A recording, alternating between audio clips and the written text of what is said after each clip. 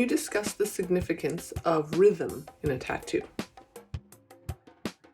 When looking at a large tattoo from a distance, across the street, whether it's a sleeve or a back, it's important to be able to see an alternation of dark and light in the design. That's what's going to make it look dynamic.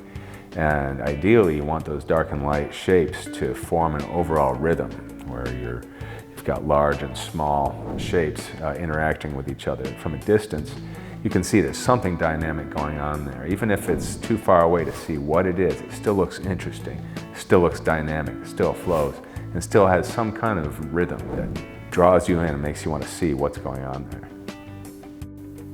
Hey, thanks for watching. If you'd like to continue on to the next video, click here. To start from the beginning of these insights, click here.